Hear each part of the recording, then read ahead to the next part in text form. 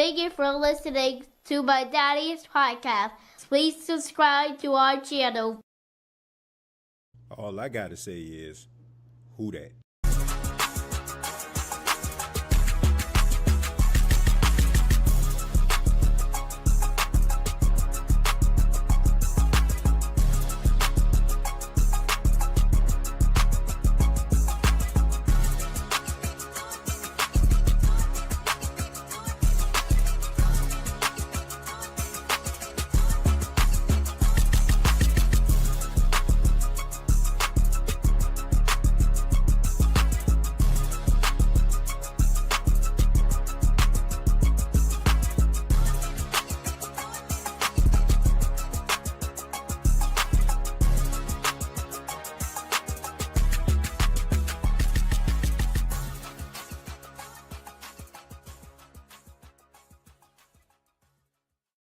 Hey, what's going on, Who That Nation? It is yours truly, Timothy J. Jones. And yes, I am the host of the State of the Saints podcast. And thank you so much for checking out the State of the Saints podcast, where we talk New Orleans Saints. No matter where you are, wherever you may be, thank you so much for allowing the State of the Saints podcast to be a part of your listening and viewing pleasure. On this edition, we're going to be talking about Derek Carr. And notice I didn't say New Orleans Saints quarterback Derek Carr. It's because Derek Carr, on this day, if you're watching this live on a Saturday, Derek Carr has announced his retirement after 11 seasons in the National Football League. Derek Carr walks away with over 40,000 passing yards, a lot of touchdowns, and a lot of, mixed emotions when it comes to him as a quarterback. Derek Carr, I'm not telling anybody anything they don't already know, especially if you're a Saints fan. Derek Carr was surrounded by controversy this offseason. A lot of Saints fans didn't like the way that Derek Carr was really operating, didn't really like some of the things that were happening behind the scenes. But, on this day, I know that a lot of Saints fans, too, aren't losing any sleep. Usually they will say there's not a dry eye in a house. In this case, there's not a wet eye in the house for the most part, because there was a huge disconnect between Derek Carr and the city of New Orleans. Now, I'm not going to sit here and because a guy announced his retirement, and we have a tendency of doing this where a person retires and, all of a sudden, like, we take back all the things that we said. I stand by what I said about Derek Carr. Throughout his 11 seasons in the National Football League, I should say, there were some good things that he did. There was some plays that he made. There was some comebacks that he facilitated. But if you look at his entire career, there was a lot to be desired. And, if you could map out a career, Derek Carr's career wouldn't be the worst that you can actually choose. I mean, the guy walks away with over $200 million. He walks away, for the most part, was an established quarterback, started for 11 seasons. 65% completion percentage, good touchdown to interception ratio. I mean, it wasn't a bad career. I mean, there's nothing wrong with saying that a guy, was a solid starter in the National Football League, but didn't win anything meaningful. But as a podcaster, as a writer, as a person that has pretty much watched this team my entire life, I go back to saying, like, it was a huge disconnect between Derek Carr and the New Orleans Saints organization. Now, which leads me into this, and I'm about to probably ruffle some feathers when it comes to what I'm about to say, but I do not care. Derek Carr should have never been the starting quarterback of the New Orleans Saints in the first place. And the fact that we are at this point just makes me realize how much of a waste of time it actually was.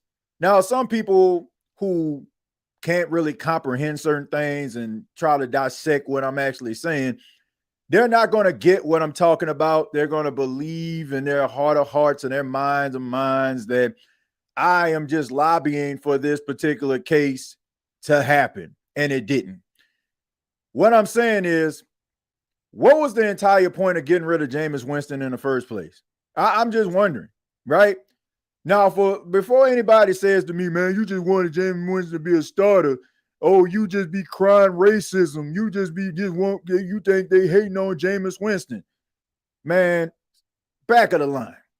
All I'm saying is, you gave a guy $150 million, $100 million guaranteed for a 14-13 record, didn't make the playoffs, and the team is basically in the even worse condition than it was when he first got here. I say that to say this. You could have gave Jameis Winston a contract extension, maybe 1 or 2 years, something similar to what he got with the Giants. You could allow Jameis Winston to be your starting quarterback. And if Jameis didn't pan out, then guess what? That draft had Caleb Williams. It had Jaden Daniels. It had Bo Nix. It had Michael Penix. It had J.J. McCarthy. It had all those talented quarterbacks. They could have been your quarterback. Now, I'm not saying this because I got an issue with Tyler Shough. I'm just telling you this because I'm just letting you know it was a huge waste of time. This entire Derek Carr experience by the New Orleans Saints just shows you the ineptitude of this front office. They just refuse to embrace the future. This isn't one of those situations where they drafted Tyler Shough and they hired Kellen Moore as them embracing the future. They basically got their hands forced. Think about this. Think about this, man. When Sean Payton stepped down, the Saints had an opportunity to look at we no longer have Drew Brees. We no longer have Sean Payton. Let's just go ahead and try to rebuild something new. What did they do? They decided to hire within house and hire a guy who was incompetent as a head coach in his first stop and believed and had the audacity and the cockiness to believe that it was just the Raiders organization and he's a much better coach than Dennis Allen. Then you allow Dennis Allen, who wasn't very good at his job, to go out and hire a guy who at the time was a starting quarterback, 10 seasons, and didn't win anything. And you think that a guy as a head coach who never won anything, combined with a guy who is a quarterback who was a starter that never won anything, was going to win you anything. Fast forward. You fire Dennis Allen. Not because you wanted to. I'm talking to Mickey Loomis. Mickey Loomis did not want to fire Dennis Allen. We all know this. His hand was forced. He fires Dennis Allen and they hire Kellen Moore. Basically backing into Kellen Moore, if you want to be honest. He wasn't their first choice. I mean, if everything works out with Kellen Moore, great. I mean, those things kind of happen. Like sometimes you kind of just fall into a really good situation. Happened with Sean Payton in 2006. Hopefully it can happen with Kellen Moore. The future slapped the New Orleans Saints in the face and they had no choice but to embrace it. This is something that should have happened, like I said, 3-4 years ago. If any positive things happen with the New Orleans Saints going forward, it's basically just like they just fell ass backwards into it. So you're sitting here basically giving that money away to a guy who, you didn't necessarily need. You could have maybe took that money and built yourself up a very younger defense to be able to complement a young quarterback or even Jameis Winston in that matter. But instead, you decide to go with a guy who didn't win anything. And it's unfortunate that Derek Carr has to finish his career the way that it did, because you want guys to finish their career on their own terms. Like, regardless of how you may feel about Derek Carr, I wish the man would have finished his career on his own terms, but it didn't happen that way. Derek Carr and the New Orleans Saints organization wasn't a good fit. Derek Carr never really embraced the city. The city never embraced Derek Carr. It just never had. From the time when he first stepped foot inside of a Saints facility and told everybody that he ate at Chipotle instead of eating at a famous restaurant, even though some people will probably look at that as like, why are people going at him like this? I say this all the time. New Orleans culture, their way of life, you have to be able to embrace that. You cannot be up here and feel like everybody else is down there. You can't carry yourself that way, even if that's not the case. He never really felt like the New Orleans Saints fans guy. From him criticizing Chris Olave very early in his Saints career, I'm talking Derek Carr. From him going back and forth with a guy who is a cornerstone player and leader in Erik McCoy, and just never really took accountability unless he was forced to do so by the media. It just never panned out, man. And like I said, I'm not going to sit up here and say that Derek Carr was the worst quarterback I ever seen. He was a good, solid quarterback. But for me to look at him just because he retired and want to sit up here and sing all his praises, like, I'm not going to do that, because that would make me look phony. I think that there was a solid quarterback. He has nothing to hang his head in shame about. He had a really solid career, but he just never embraced the city, and the city never embraced him. Should have never been a Saints quarterback in the first place. I just feel like the fear of the unknown, the fear of embracing the future really set this team back.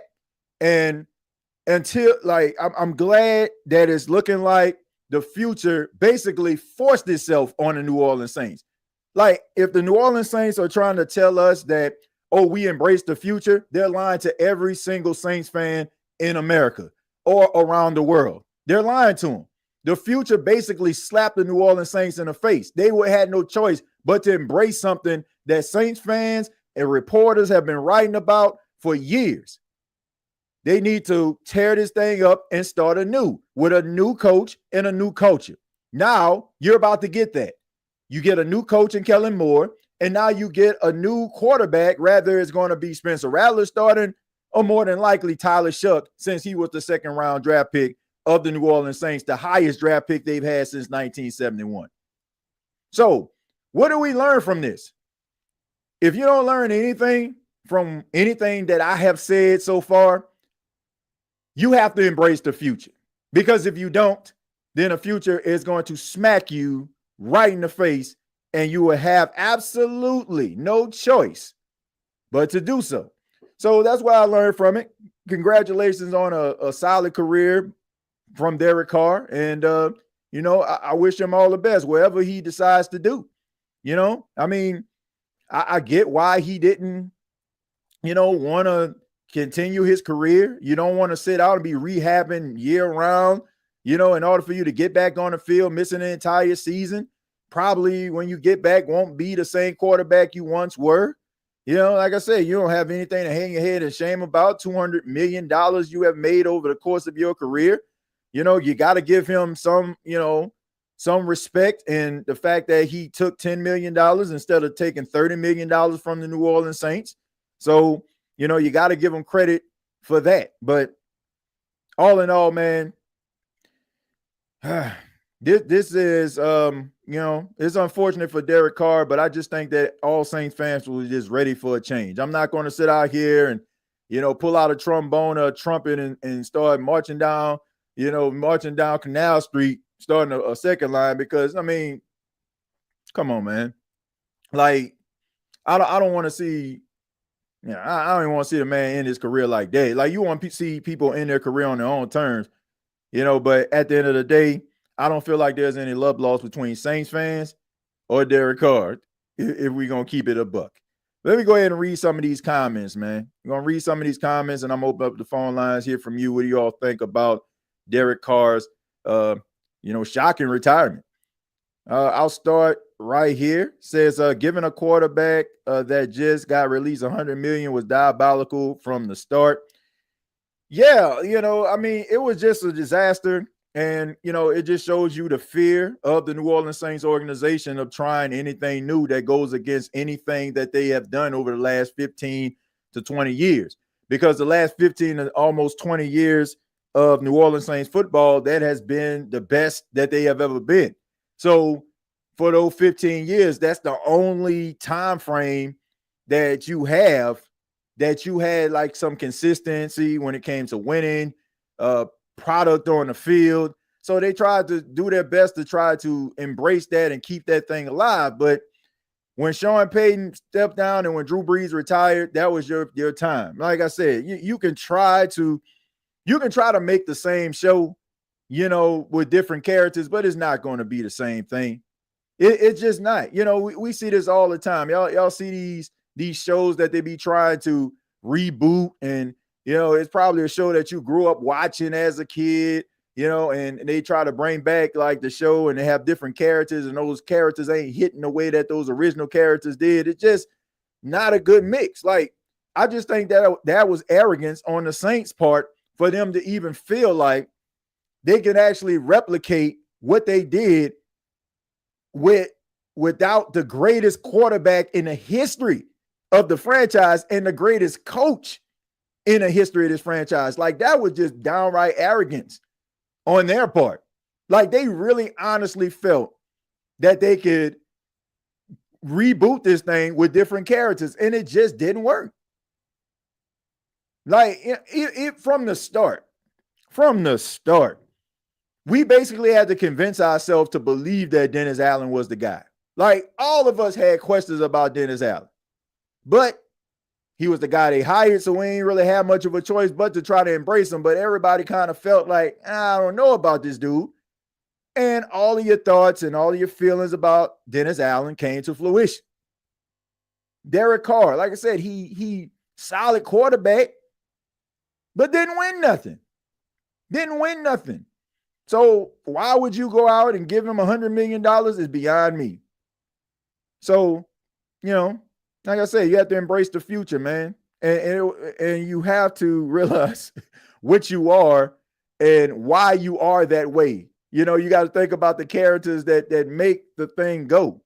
If you have a bomb chef inside of your kitchen and he decides to walk away and I'm about to go start my own restaurant in France, can't just get some Joe Blow off the street because he can make a tuna casserole. You get what I'm saying? Like, he not going to be on the level of that chef that just opened up his own spot that had the line around the corner. I mean, that was just arrogance on the Saints' part. But honestly, who going to hold them accountable for that?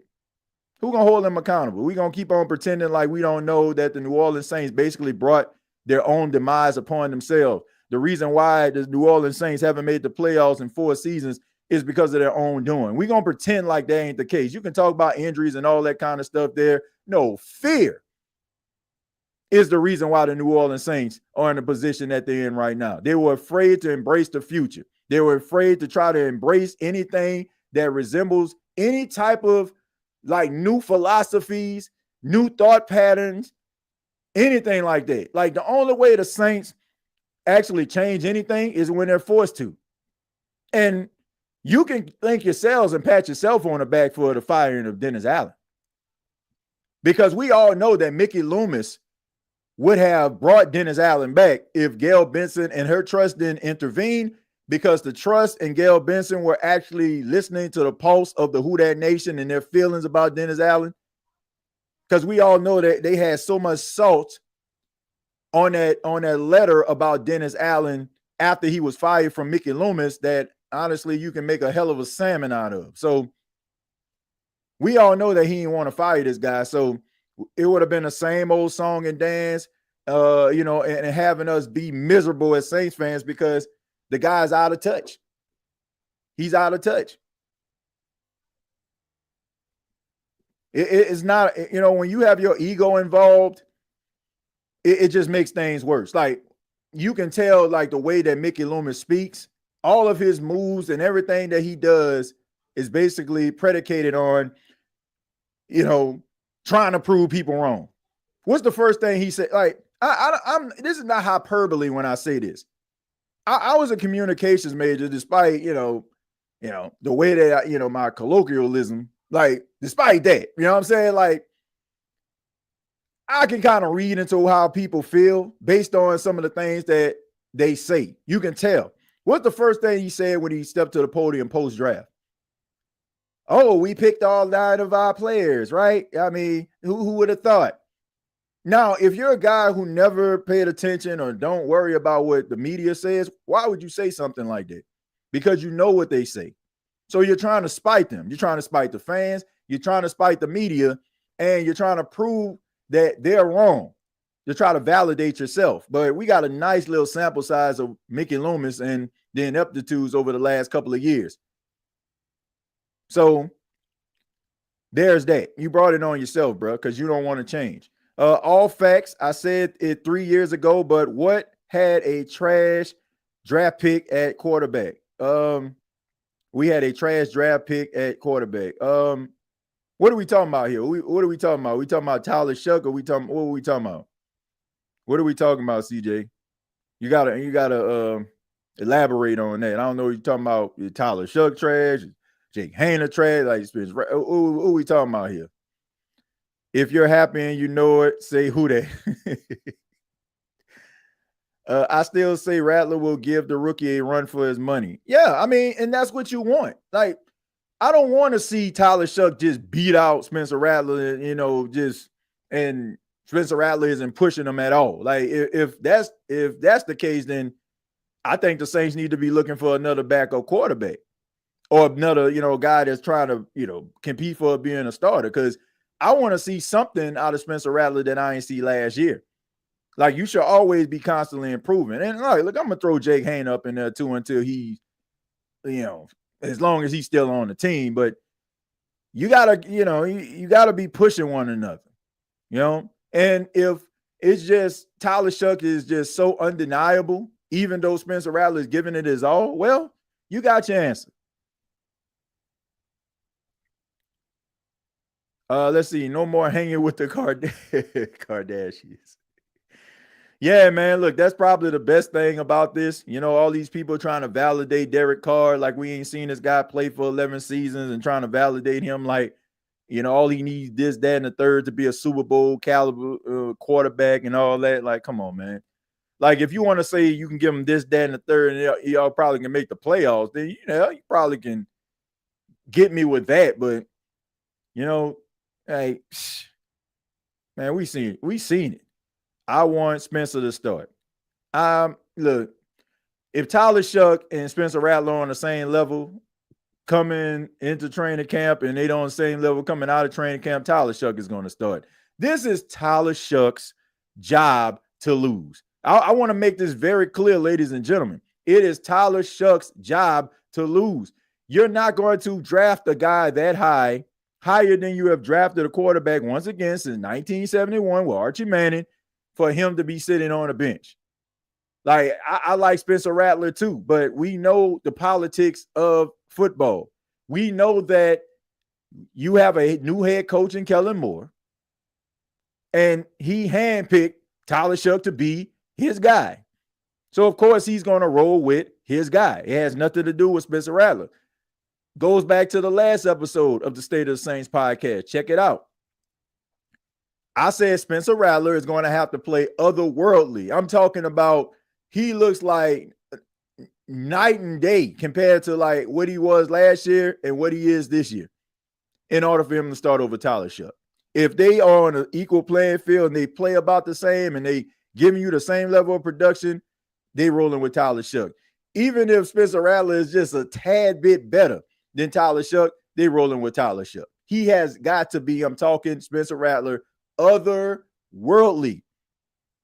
Like he has to be like, man, all that stuff about comparing him to Patrick Mahomes when it comes to arm talent, he's going to have to live up to that.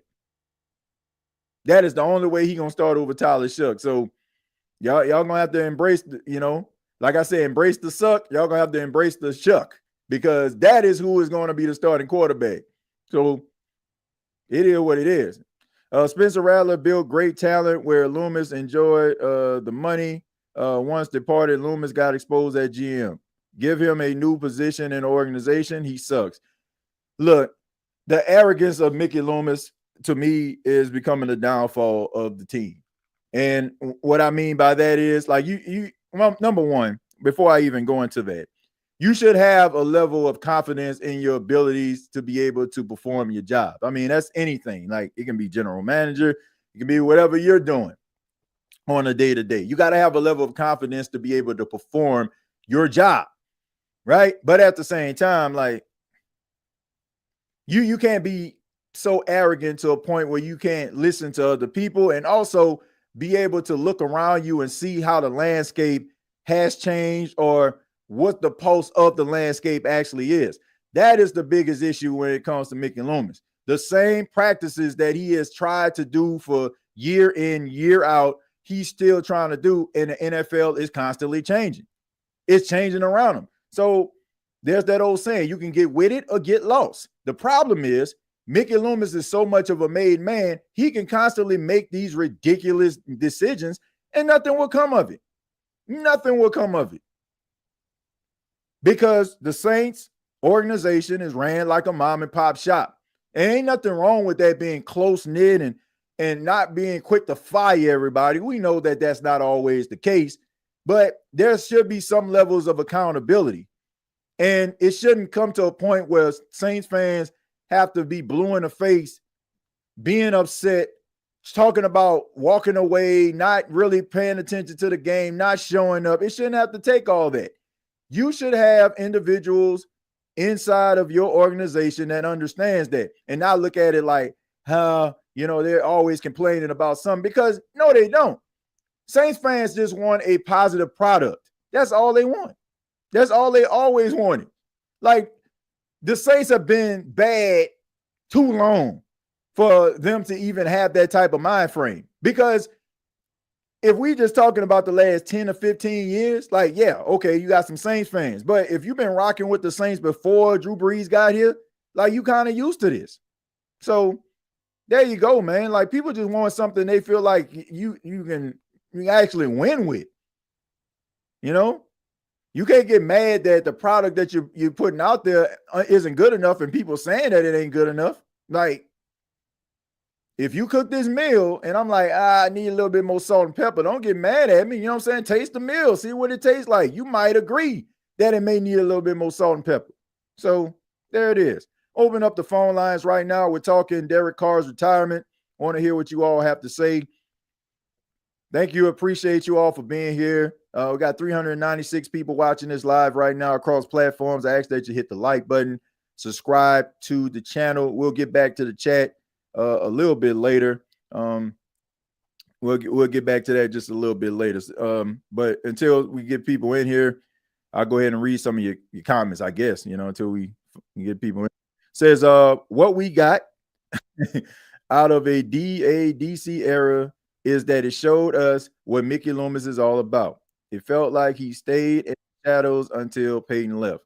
Yeah, I already told you. Like, you look at Mickey Loomis, you look at like Mickey Loomis used to have end of the year press conferences all the time, like I mentioned. Like, but nobody really paid attention to it. Nobody cared for the most part. Now it's like everybody just anticipating what Mickey Loomis has to say because of no pun intended, the state of the Saints.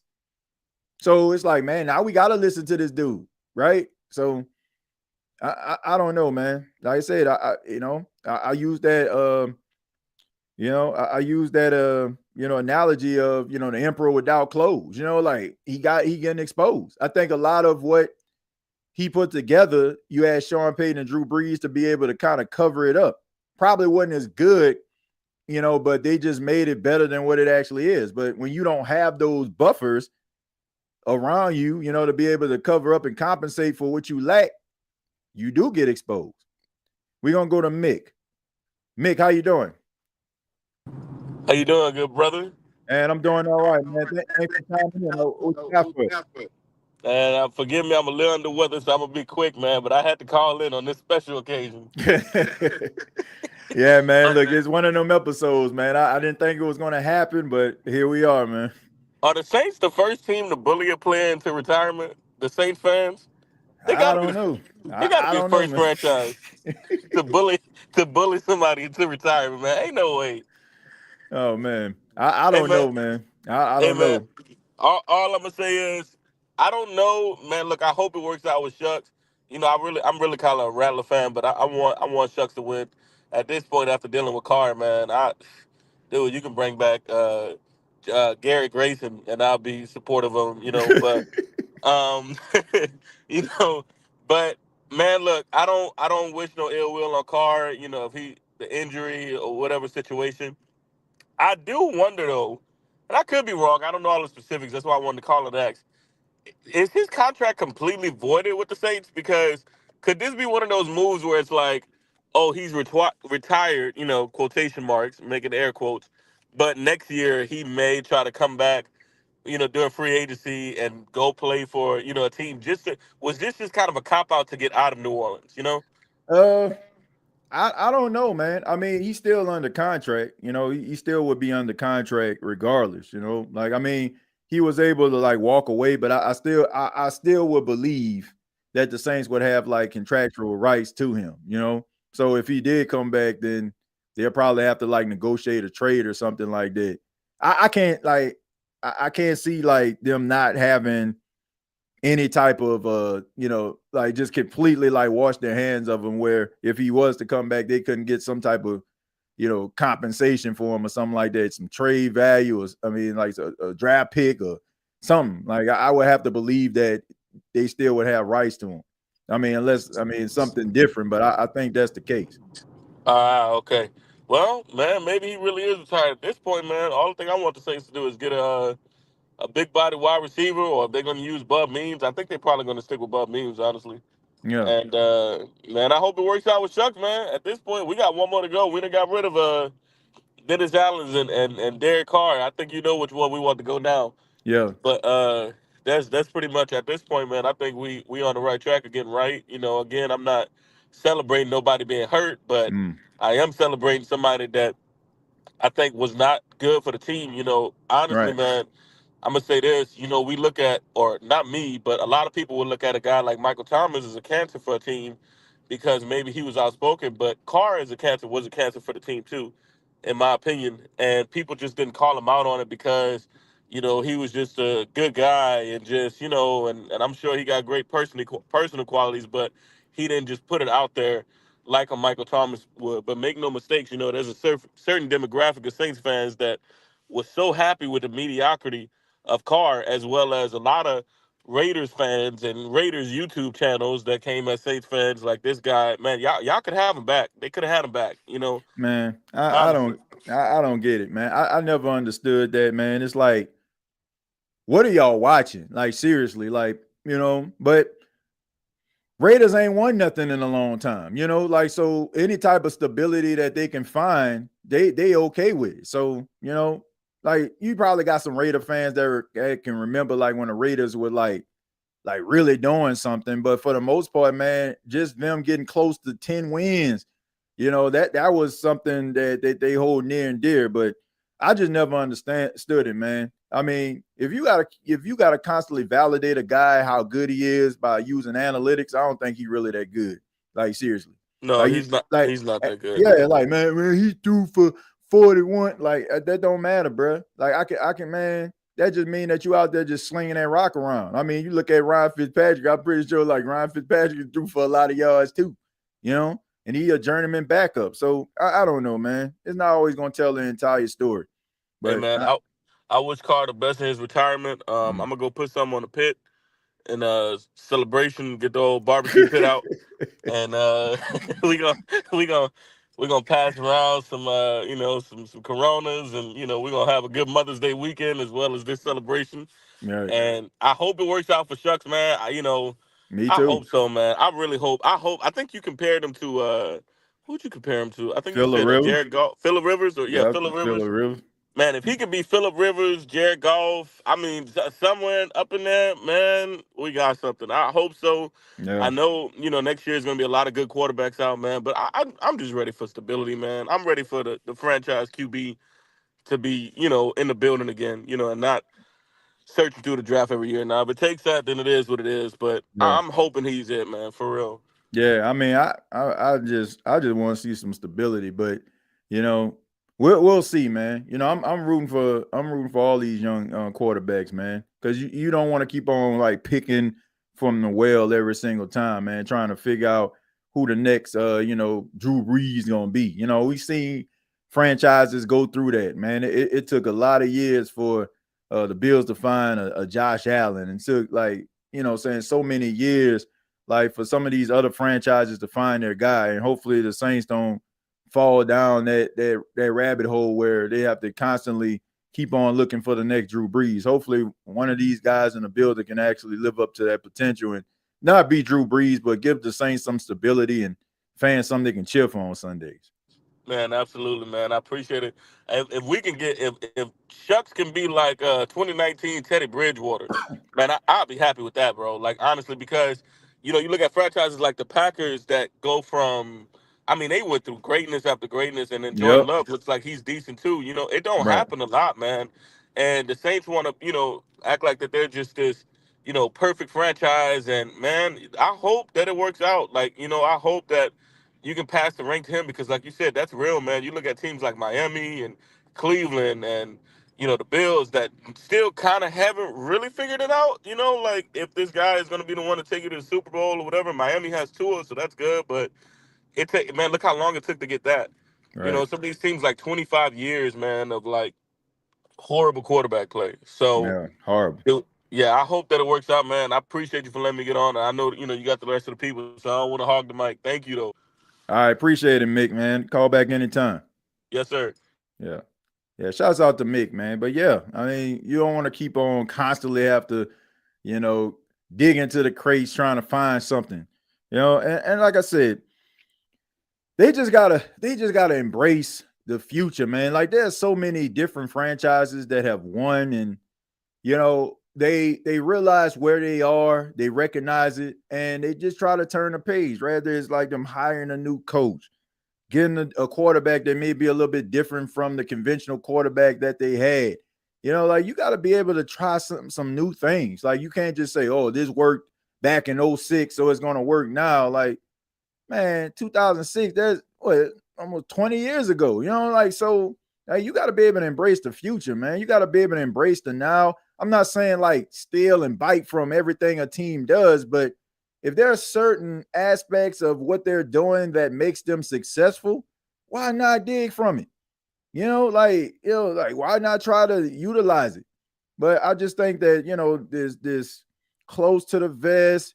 We got a certain type of player we like. There's a certain type of structure we like, and then, bro, you got to be able to change it up, man. And I'm definitely ain't with that, trying to just do stuff to try to spite people, like which I feel like Mickey, be trying to do. Like until I'm proven otherwise, man, that's the way that I feel. Like way too much emphasis on what the media talking about.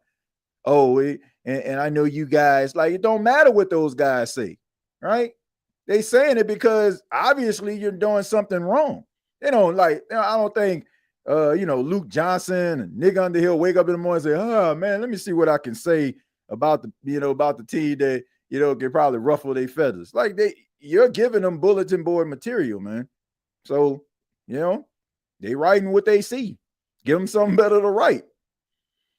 Gonna move on to Jerry. Jerry, how you doing? What is going on, TJ Jones? Man, what's going on, Jerry? Oh, you already know why I'm calling, bro. You already know it's a special day today, baby. It's a special day. Nah, man, it's a special day, huh? Yes, sir. Man, what you got for us, man? What you got for us? Well, TJ, here's what happened, okay? Mm-hmm. A few hours ago, shout out to Ross Jackson of Locked On Saints. He did a premiere the rookie mini camp what took place about a couple hours ago. I mean, Kellen Moore had wrapped up with his press conference on the Saints channel. Right. Here's what happened. A few people in the chat saying, Carr retiring. I'm like, wait a minute. What? They say, and then another one, Carr announced his retirement. I said, are you joking or you pulling my leg? Is this legit? Talk to me. And then I looked it up, and they said Nick Underhill, shout out to Nick Underhill. He read an article saying that Derek Carr announced his retirement. And I'm like, okay. And then after that, everybody and their mama and their daddy, TJ, went live. Everybody. BQ went live. Went live. Chris from the Boot Crew Media went live. James Grametta. Dude. I'm like, I said, this must be legit. Yeah. That man really retired. Man. And I'm happy. I was happy, TJ. Dude, nobody saw this coming. You talk about shocked? I was. Man. Hey, I was actually, look, we was having a Mother's Day breakfast at my church, right? And the men of the church was like cooking for the mothers and the women of the church or whatever. So I started like getting phone calls and stuff like that. Like my mom called me. Shouts out to my nephew Kaylin. I know he probably watching this right now. He texts me. I'm like, man, I couldn't really talk because I'm like, at church, and it's like. So, I started like, I got away and I looked, I'm like, wow, man, this is actually real. Shouts out to my boy, B-Mac, Brian McFadden. He was like, wow. I was like, yeah, so, yeah, man. So it was so crazy. Yeah. But here we are, man. Here we are, and I can understand why people would go live. I'm pretty sure a lot of people probably thought they Saturday probably be smooth. Like, maybe I talk a little bit about this rookie minute camp. Seeing, what I saw, and all that. But man, I mean, nobody really expected that, so it kind of came out of nowhere. Yeah, absolutely, TJ. Also, shouts out to my guy, Kai, that's in the chat. Kai the Great 84. Shouts out to him. And he even uploaded a video saying he gone. I was like, oh, shoot. And then shout out to Hurricane Mike, my little brother. Yeah, Mike, man. And saying the same thing. So it's like a Carr retiring atmosphere the whole on this Saturday, bro. It's crazy. Oh man. I think, man, it also, man, it just also shows us like the disconnect between Derek Carr and the fan base, man. Nobody it's unfortunate that the guy retired the way that he did. Like, you never want to see nobody retire like that. But to sit up here and say that anybody like feels like really bad, like, oh man, Derek Carr is not going to be our quarterback anymore. Like, I don't think anybody outside of somebody whose last name is Carr losing any sleep about this. Like, it's sad as it sounds, like it's just the truth. Like, people wanted to see a change, man, and they knew for a fact that it's like, Jerry, I'm gonna say this. I'll give it back to you. It is so sad. It is so sad, bro, that it takes catastrophic events, like monumental, earth-shattering situations, in order for the Saints to change in any way, shape, or form. Do people understand that? Like, think about how many. Like, I can think about Drew Brees. Drew Brees, I think he said in the interview that he was contemplating retiring in 2016. When he told you this, that should have been like in the back of your mind, like, man, we maybe need to look for a succession plan. They just prolong, like, every time, hope Drew Brees come back, hope Drew Brees come back, hope Drew Brees come back, instead of them looking for a succession plan. Like, Dennis Allen, like, keep on trying to put this dude out here. Team didn't like him. Guys weren't playing for him. The best side of what he can actually coach looked like slow. And they still were trying to bring this dude back until Gail Benz was like, nah, that's enough. And now it takes almost like this dude's shoulder, you know what I'm saying, the meat off the bone in order for them to try to generate any change. It's sad, bro. Like, it's sad. It is, bro.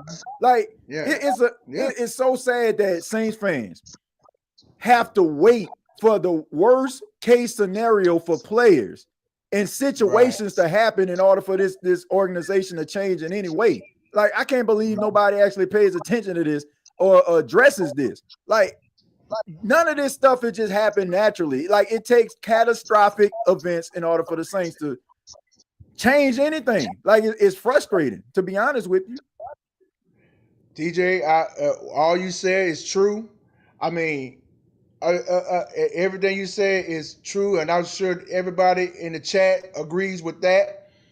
Because, to be honest with you, like I said, nobody saw this coming. And look, I myself didn't see it coming, but then it was spread it all over. And then, I mean, and it's a blessing, TJ, that all this stuff, last year with Dennis Allen getting fired, that was one of the happiest days of my life, man. And now here we are in May, and Derek Carr retiring. And look, and real talk, TJ, I was looking at Locked On Saints on Friday. They were talking. Ross was talking about Derek Carr possibly becoming QB1 for next year's season. And I had a look on my face, TJ. I said, "Are you serious?" And now here we are, a little over 24 hours later, made this announcement that he's retiring.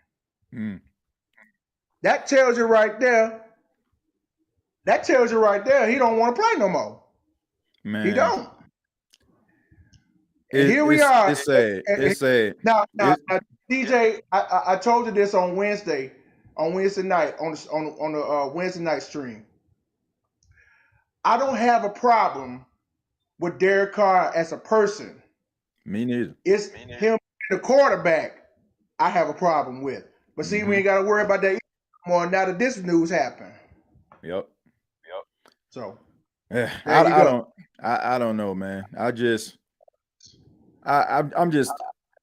tired of the realities of life forcing change for this team instead of them forcing it themselves. And exactly. I'm just wondering, like, when I'm just hoping that maybe this draft is the start of that, but I doubt it. Right. I highly doubt it, man. I really do. I highly doubt that this organization is going to change their philosophies or the way that they thinking until Mickey Loomis is gone. Like, and he ain't going anywhere. That's it, because nobody is going to approach him and say that, like, "Oh man, we want to relieve you of your duties." Like, it's sad, bro. Like, that if they end up, and somebody else take over that spot, just let them go sit down somewhere. Well, man, we know that ain't going. But it's not happening. It's not happening, man. So I don't get it, man. Like, and the crazy thing about it is, if Kellen Moore works out, if Tyler Shuck ends up being being a good quarterback, he gonna go up there grandstanding and hot dogging like he did something. Like, do you understand? Like, we understand that these situations, your hand was forced. Like, if there was no like blowback from fans, Dennis Allen would still be on his football team. If there was no shoulder injury, Derek Carr would still be the quarterback, and the wheels would have kept on turning. It would have kept on turning. But man, you ain't getting no stripes for this. Like, for real, man, you don't get no stripes for this. Exactly. Seriously. Like, man, things got to change. Like, I just feel like this should be like an eye opener. Like, this should be an eye opener. The way that you're operating is not going. It's not sustainable success, man. It's just not. So, man, you can't ride. Like, I know they say ride it till the wheels fall off. You riding on full flat tires, and everybody else, know that, that you riding on the rim, and you instead of just rolling down the street. Like, it's sad, bro. Sad. Yeah. You got anything else, man? Oh yeah, just one more thing, TJ, and I'm gonna get out of here. Who that nation? If you're happy and you know it, put a who that in the chat, or put a 1 in the chat if you're happy. Or say like TJ, if you're happy and you know it, clap your hands. Man, hey, I think it's it's apropos that we have 504 people watching this across platforms right now. 504. So hit that like button. Yes, sir. 504, man. One last thing, TJ.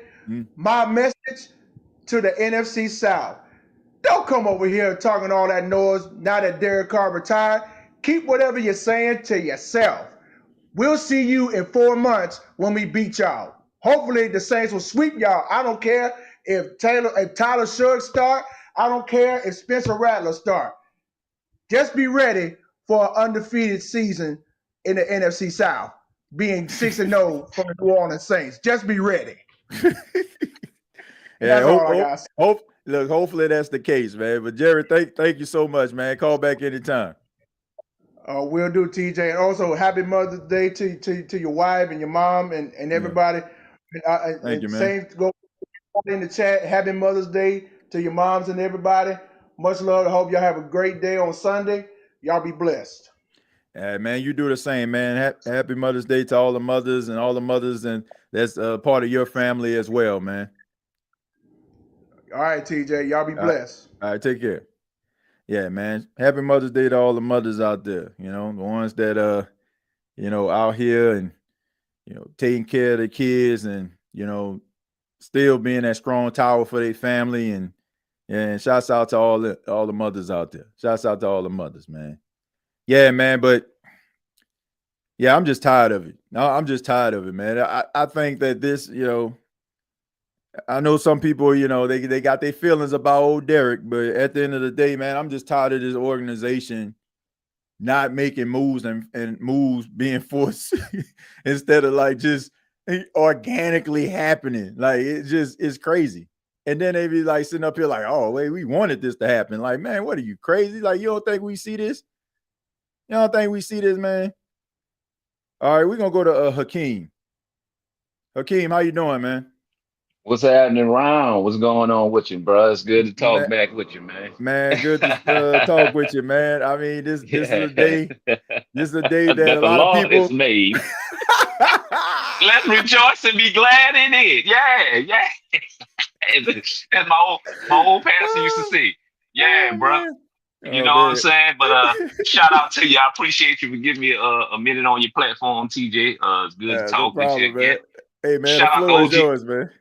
Yeah, shout out to OG Jerry, bro. Jerry, yeah, man. Shit, Jerry be everywhere, bro. You know what I'm saying? Love old Jerry, bro. But yeah, man. So, yeah, I mean, it's it was quite a shock. It's quite a shock, you know what I'm saying? But it's necessary, man. Again, I don't have a problem with the man as a person, but he was just the most least accountable person as a quarterback that I've seen in this organization.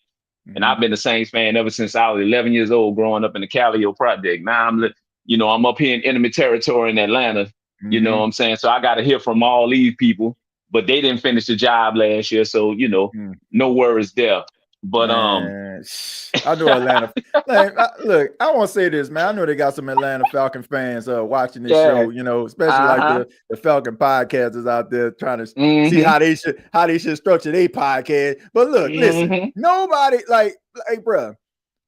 Oh man, what y'all gonna do now? Derek Carr ain't there. Nobody wanted Derek Carr, like, bro, in the first place. That's what I'm saying. They act like that. They act like that's who we chose. Like he was gonna put us over the top. No, man. No. I mean, man, we got 11 years.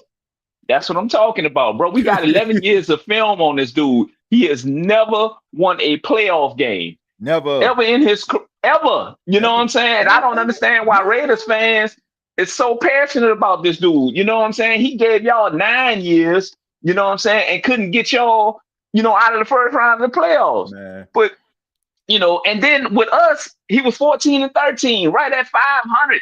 You know what I'm saying? And he had more than enough to go ahead and win with, man. So for me, TJ, I'm just glad, and I hate to say it, but I'm looking forward to my 4-13 season. You know what I'm saying? I'm not as optimistic as Jared, but the only reason why is because the Saints, we breaking in a rookie quarterback, and then the guy behind him is you know what I'm saying, going into his second year. So, you know, it's a rebuilding. So to me, one of the best things that happened today with this retirement is the fact that Mickey, his hand is forced now to accept the rebuild, which should have happened 3 years ago when 9 walked out the doggone building, and probably before that, you know what I'm saying? But, you know, it forces him to go ahead and accept the rebuild. So now, hey, let Kyle Harley take over your spot and you go into the front office. You know what I'm saying? If we're going to embrace the change, we might as well change everything. Don't, you know what I'm saying? If something's wrong with your car, you know what I'm saying? Don't sit up here and just replace one tire, replace all 4 of them. You know what I'm saying? So you can go ahead and get better, you know, gas mileage and all this other stuff out of there, bro. So we recoup $30 million so we can add that to the doggone salary cap. You know what I'm saying? That should help a little bit with the retirement of Derek Carr. But, you know, for me, I'm more along the lines of, I'm glad that the change is happening. You know what I'm saying? The people in the, you know, the people in the front office have to accept it now. You know what I'm saying? Like, no more trying to hide behind other stuff and, you know, try to force, you know what I'm saying, winning upon us when we don't have the parts. You know what I'm saying? And I don't expect Tyler Shuck and or Spencer Rattler to go ahead and get us out of this funk. They young guys, you know what I'm saying? They're going to need time, you know what I'm saying, to go ahead and develop. That's why I say I'm embracing my 4-13 season. I'm married to the doggone Saints. You know what I'm saying? We in counseling right now. You know what I'm saying? But we trying to work things out. You know what I'm saying? We trying to work things out. I ain't filed the divorce papers. You know what I'm saying? So, you know, I'm just embracing the doggone change, and I'm glad to see it in both organizations, both the Saints and the Pels, because, you know, they both was in the same doggone rut. You know what I'm saying? Saints done moved on and got Joe Dumars. I don't know how that's going to work out. But Derek Carr, you know what I'm saying, leaving the Saints, that's changed too, bro. So, you know, it's hard being you know, a New Orleans sports fan these days, man. But, you know, I'm ready, you know, I'm ready to embrace the change, and I'm hoping, you know what I'm saying, we can show up a few things. You know, there's a few pieces that we need. I think we should address the big body wide receiver chain mover for these young quarterbacks. That'll be something that they should go ahead and target now, this offseason, now that we got this extra money and stuff like that. Because, you know, with these 2 young quarterbacks, you're going to need as many targets as you can, you know what I'm saying, to increase their development. You know what I'm saying? The speed of their development. You did? So, yeah, bro. But, you know, yeah, man, it's a good, today is a good day, and let's rejoice and be glad in it, brother. You know what I'm saying? Let's rejoice and be glad in it. Look, I agree. You know, I agree as far as, you know, trying to go out and trying to utilize like some of this bread. But at the end of the day, like I said, it goes back to my original statement. I'm just tired. I'm tired of these type of situations to happen in order for them to try to generate this change. I mean, can we please like just get away from that? Yeah, like get away get ahead from of it. And then the crazy thing about it is, good things would happen for this football team, and they'll just sit up here and act like, oh man, we meant to do this. No, man, come on, bro. No, you did. Yeah, right. It would happen to be circumstance. Right. That's my thing.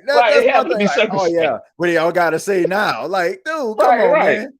Like, I don't know. As far as these Raider fans up here, you know, talking about the 9 seasons and stuff like that. Look, if you hungry and somebody give you a bologna and cheese sandwich man, look, you eating. You know what I'm saying?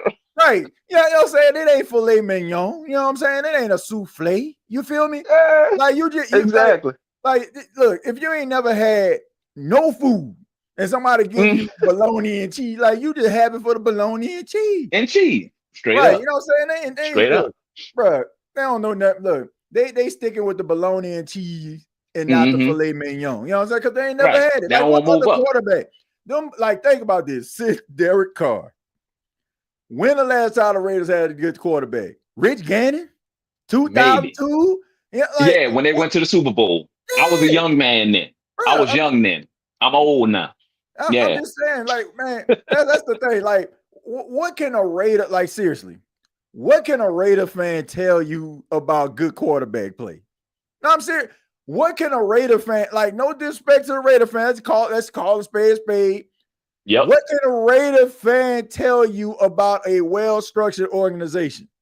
It is the most mind-boggling thing I've ever heard in my life when I see a 20, 30-something-year-old Raider fan telling me what it takes to win. When have they won anything? If it's a in the Chiefs fan 70s. talking to me, right, Steeler you fan can't argue talking with that. to me, Raven fan talking to me, I'm listening. Yep. Look at like, man, y'all need to appreciate Derek Carr. What? Yeah, bro. Man, y'all ain't, bro. Come on, man. Exactly. What are we doing, man? And what I would say to them, and what I would say to them is, how does somebody like Bo Nix come in year one, help take his team to the playoffs? Jaden Daniels comes in year one, takes his team to the NFC Championship. Right. But yet you had this guy for 9 years and you couldn't get to the point where they got to in their first year. Man. Yeah, you know what I'm saying? So it is what it is. I'm just glad that we're not accepting the mediocrity no more. We're moving forward. And you know what I'm saying? It's a new day in New Orleans, bro. You know what I'm saying? Now I need some crawfish. I wish I was on Broad in Washington at Cajun Seafood, grab me a couple pounds, man, with a piece big shot. You know what I'm saying? And go to work. But I'm stuck up here in Dirty Bird country, bro. But, like I said, it is a good day, bro. And I appreciate you, man. Salute to you. Yeah. Avid watcher your show, bro. I appreciate it, and man. Thank you for what y'all do. Absolutely. Thank you, bro. Appreciate you, man. Hey, call back anytime, Akeem, man. Appreciate it. Yes, sir. Yes, sir. Yeah, man. Shouts out to Akeem, man. Yeah, man. Look. I'm just saying, man. Look, I ain't trying to hate on no Raider fan or nothing like that, because Saint fans ain't got that much to talk either. You know what I'm saying?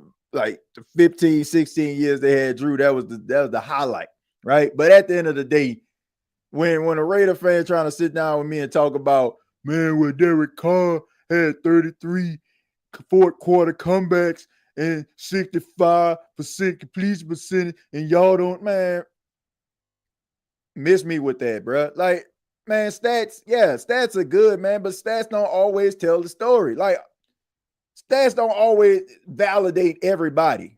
You can make a compelling argument, like, based on stats, but, man, what do your eyes tell you? Like, what do your eyes tell you? That's all I'm saying. Like, if we talk about, like, stats and numbers, I mean, Dak Prescott, greatest quarterback in the NFL almost. Like, but what has he done in the playoffs? No matter if they got home field advantage, wild card at home, first round bye. You know what I'm saying? Like, you need that extra gear, man. Yeah, you need that, man. Like, I guarantee you, guys, ladies who cheer for teams could care less what a dude's stat line looking like if he facilitating comebacks and winning when it counts. You can keep all the stats. Man, 65% completion percentage, 41,000 yards. Man, you can keep all that if I'm facilitating these comebacks. If I'm winning these football games, like, you can keep the stats. Stats are like what we do in a barbershop. Sit down and talk to try to validate a guy is serviceable, or a guy's a starter, or a guy's a legend. What you doing when it's crunch time? In a clutch. That's all I want to know. All right, we're going to move on to Chosen. Chosen, how you doing, man? What's going on, TJ? Who that nation? Everything looking good on my end. Yeah. Why does it, like, I can't see some of y'all, but why is it that I can actually hit a smile? I can hit a smile on people's face. I can hit a smile. I can't see it. I can hit a smile every time somebody comes, like they got a little pep in their step. How you doing, Chosen? Pretty good, man. Look, I'm gonna just say this, bro. I agree with you with the stats, man, and everything. Cause a couple shows ago, they was talking and I commented they were talking about Derek Carr, how he the best in the quarterback room, and this, that, and the other. Bruh, Well, that is who? no, I don't know. I just seen it. He was the best in the quarterback room. And I Man, made a comment. I said, that's not a flex, bro. That's like me saying, with this quarterback room, no disrespect to Shucks or Rattler, if he's been in the league over 9 years, and we just drafted this guy, and this other quarterback is this his first year, and the other quarterback is his second. Man, you better be better. You know what I'm saying? right. Like, that's not a flex. That's like me saying, I beat my 5-year-old. I made a comment. I said I beat my 5-year-old nephew and my 6-year-old cousin, and I say I'm the best. That's the equivalent. Like, bro, look at you will want to win. Shit, you 30, and they in elementary. They ain't even got they you know what I'm saying? They still developing. So it's like Man. that's not a flex. If that's what you're using to justify Derek Carr, then just get out, exit stage left, because that ain't it. But other than that, man, didn't see this coming. I'm just as shocked as everybody else. Yeah. Um, I hope he enjoy his retirement. If it's truly a one for the foreseeable future, you know what I'm saying? Because he made a lot of money. I'm pretty sure he did smart with his money, him and his wife. You know Yeah. what I'm saying? So, a lot of people don't get the chance to live out their dream. And, God bless them to have 11 years. Taking the Yeah. good with the bad. I'm gonna take that road with it. You did what the average Joe can't say he did, whether you was trash or whether you had your good moments. You lived out your career. Now, having said that, you made the episode today is about his legacy as a Saint. Hmm.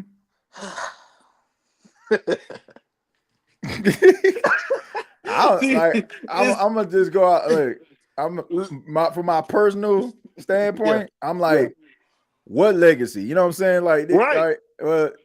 I mean, it's not a good one. Like, man, he will go down in history, fair or unfair, as one of the most disliked Saints of all time. Like, he in Jason David territory, Brandon Mhm. Browner territory, Jeremy. Like, he might be close to Jeremy Shockey. Like, seriously, Just right. people not feeling this dude, man. Like I said, for better or for worse, like, rather it's garnered or not, like, man, I'm gonna tell you like he this. one of the worst, like when it comes to reputation ever. Trevor Simeon had a bigger Saints legacy than this dude, bro. And that's not saying much at Yeah, all. for real. Bring Like, back Trevor seriously, Simeon, man. man. I ain't But never nah, seen, like, even like I don't know how true this is. I'm seeing it in the chat, so I haven't looked on anything to validate this. There's a second line going on, they say on Bourbon Street. oh wow. Celebrate, like, I don't know how true this is, but if that's the case, I ain't never seen nothing like that before in my In freaking my life. life. Like, I'm talking, like, all the most hated, like, dislike. I won't say hated. Dislike Saint players of all time. I ain't never seen no second line for him. Bro, if it is, we need to wake my girl up. We need to head that way. But like, don't start without me. but nah, man. It's like, man, like we were talking about, nobody's really upset. We didn't upset when the news came out, and this is just another one of those, I ain't say attention things, but this is fan reaction. My arm hurt. I'm really hurt. Well, I'm retiring. And everybody's looking in the room like, yeah. Man, it's like, Good for you. Good yeah, for you, Derek. yeah. Like, you have a good career. But Right. I just hope you have a good post career. Ain't too much you can say. It's just that's sad. What you want us to say? Like, like, break down your greatest moments, moment of silence for the Derek Carr greatest moments. All right, that's it. You know what I'm saying? It's Get that like, boy bow. That's bro, it. that's it. What more do you want? It's like, you ain't give us much. Well, it's crazy. You gave us much by not giving us much. That's if I could put it that way. You told a lot by not doing a lot. Right. You know what I'm saying? And if you want to blame injuries, like I said, nobody to blame but yourself, bro. You got greedy. You didn't want to let James play. You rushed yourself back. And, like you said, now that damn shoulder is meat literally hanging off the bone, like you say. Mm-mm. And the organization is just looking like, well, you think we pushed them a little too much? Nah, you think? So like the last caller said, maybe this is good news to push the organization to show how much more blood do you want to see before time is made. How many more of these guys you want to beat up on? Poe Drew Brees was out there with 2 ribs and half an arm. And y'all, you know what I'm saying? And y'all just squeezing the life of like them toothpaste things, squeezing the last Little bit of toothpaste out the tube. last little bit. Y'all know what I'm talking about. Y'all mean you turning that thing, or if you using the last little bit of bottle wash, you running water in there to mix it in to get the last little bit out. It's Chosen, over. chosen. It's over. Man, bro, I just know, like, I don't understand for the life of me how this organization has made so many missteps, and it has not been a hot topic. Now, it's been a hot topic among Saints fans, but I cannot believe that people have not really been towing the bell about the incompetence and no succession plan. Like, the Saints have no plan B for the most part. Like, they just out here shoot balls to the wall. Like, yeah. Look, we gonna ride this thing till the wheel fall off. They have like no contingency plan. They have like no backups, nothing. Like, it's nothing. Like, okay, you're our guy. You're our guy. This guy behind you ain't our guy. You're our guy. Like, that's the way that it is. Right. Like 2016. Think about this. When did Drew retired? 4 years after he told you the first time that he was going to retire. No, we couldn't get Patrick Mahomes. We couldn't get okay, fine. Chief jumped up in front of you. I can understand that. What happened in 2018, 2019? This dude gave you, like, this dude told you off already that he was contemplating retirement. Why didn't you come up with a backup plan then? That was your moment.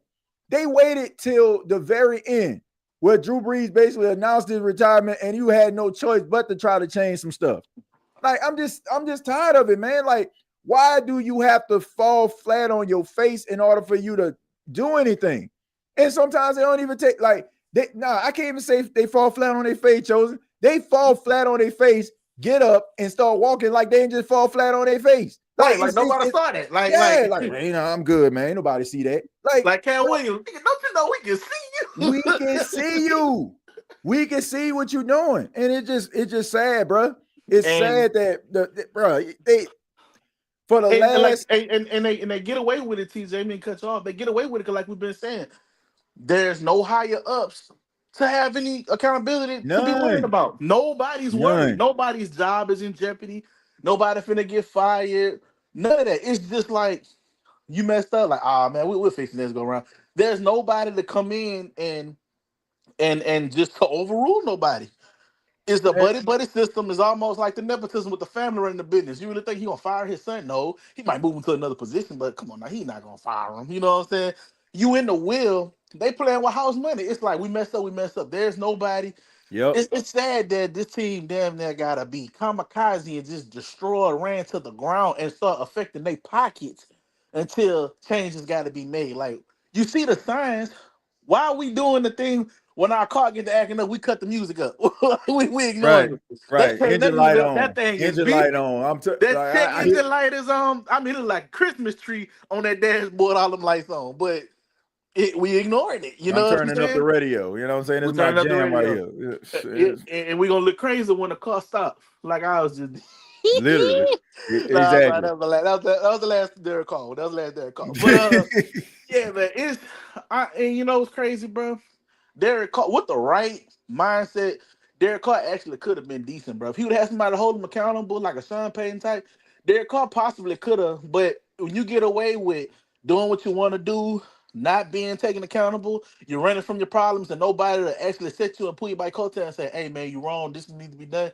You're going to forever think you're right. And 9 years in the league, I don't expect him to just change his stripes like that. That's who you are. You are who you are at this point.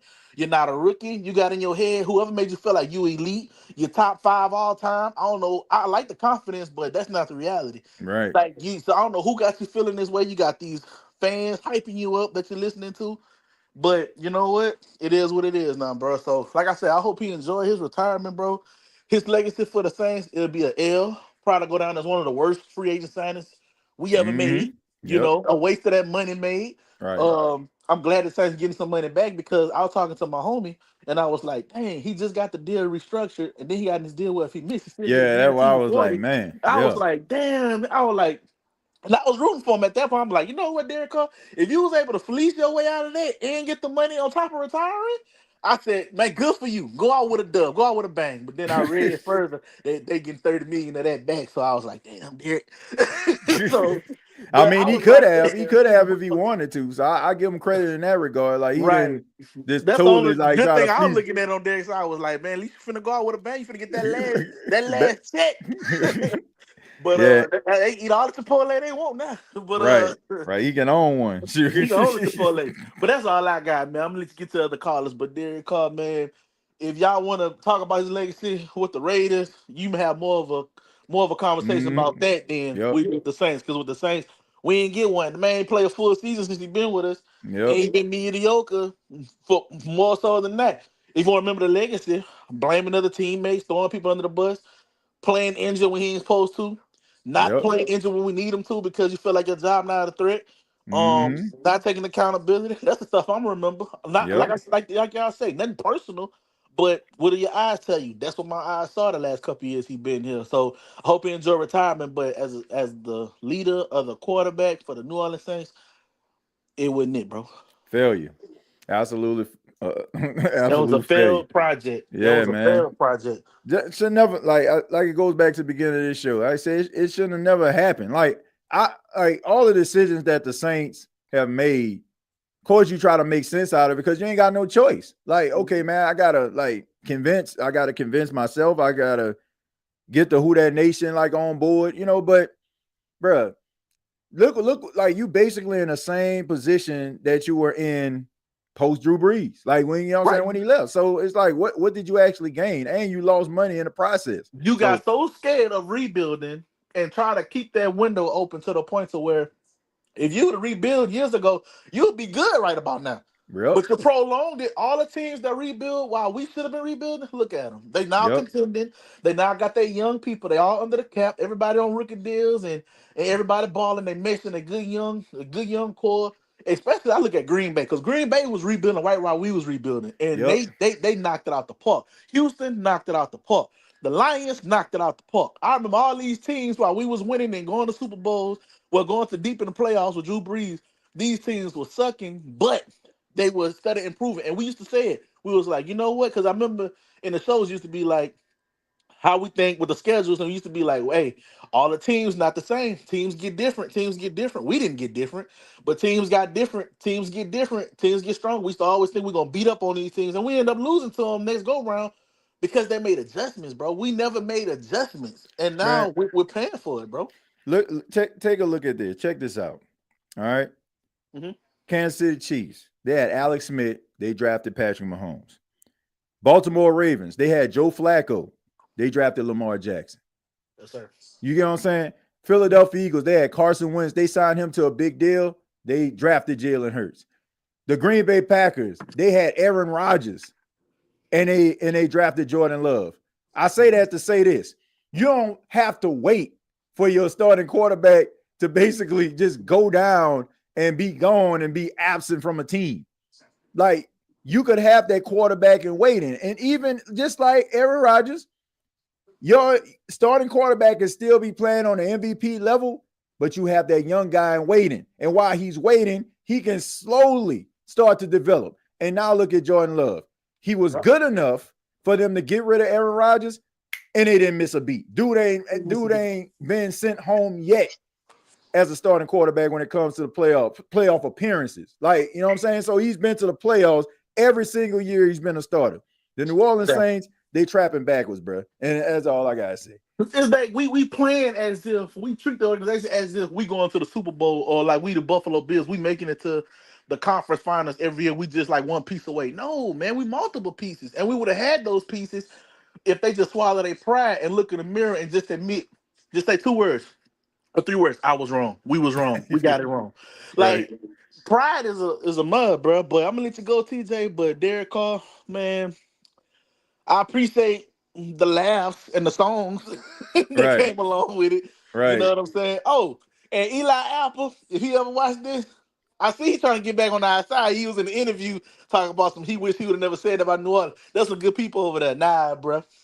Nah, bro, keep that same energy. You said what you said, and that's what it is. We still want smoke. 3 and 4 years later, we still bumping the book of Eli.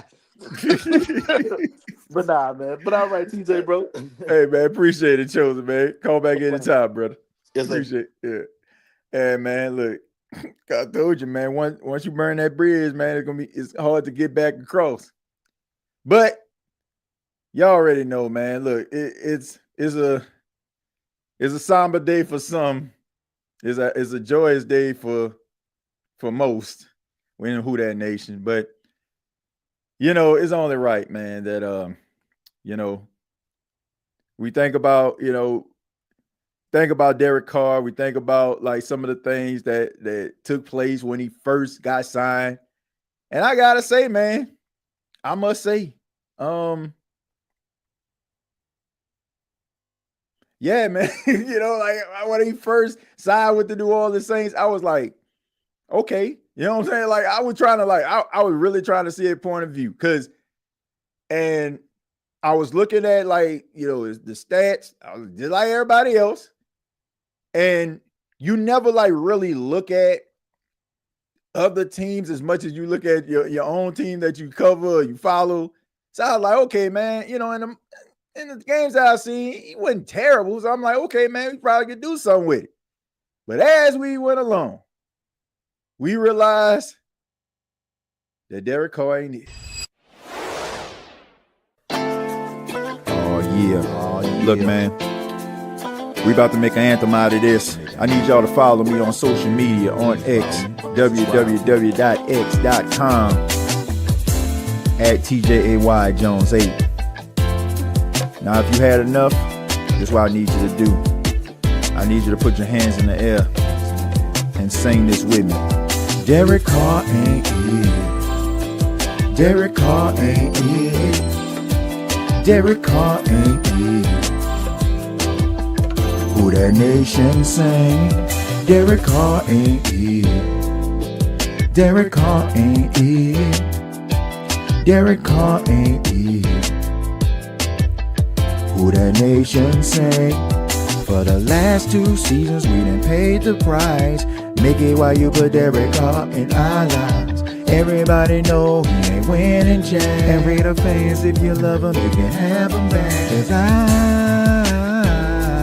don't understand why the Saints spinning over for this man, acting like he ain't high demand.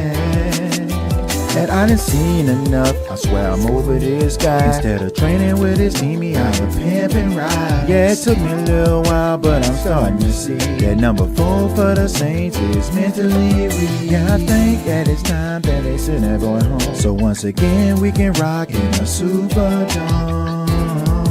Yeah, rock in a Superdome. 'Cause we know Derek Carr ain't it. Derek Carr ain't it. Derek Carr ain't it. Who Dat Nation sing? Derek Carr ain't it. Derek Carr ain't it. Derek Carr ain't it. Who Dat Nation sing? Derek Carr ain't it. Derek Carr ain't it. Derek Carr ain't it. Who Dat Nation sing?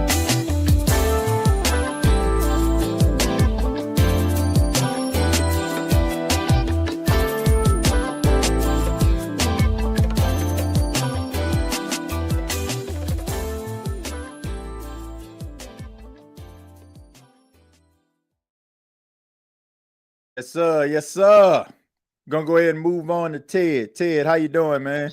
What's up, TJ? Hey, what's going on, Ted? How you doing? Not much, just watching the game. Yeah, man. Shouts out to you, man. Ladies and gentlemen, is Mr. Dalton, man. Dalton, how you doing on this I don't know, somber for some, joyous for others. The Saints are moving on, different culture, kind of embracing a new path, man. What are your thoughts on this? About Derek Carr? Yeah.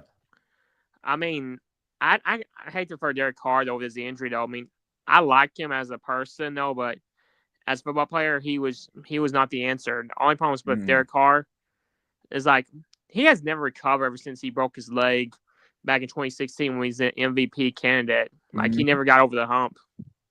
Yeah, I think it had a lot to do with it, man. That probably was like at his height. You know, if you look at his, his play, that's probably, that probably was the highest point that he had.